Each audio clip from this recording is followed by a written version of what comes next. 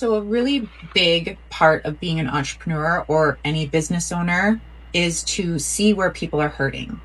And one place that I see people hurting the most is with what they eat and how they go about nourishing their lives so that they can actually focus on what matters. But what happens is that we get really distracted by perfecting the food and the workout plan, and we lose complete sight over what that food is meant to do, which is to fuel our creativity. So I track and I meal plan, but the purpose of that is to get the food out of my way.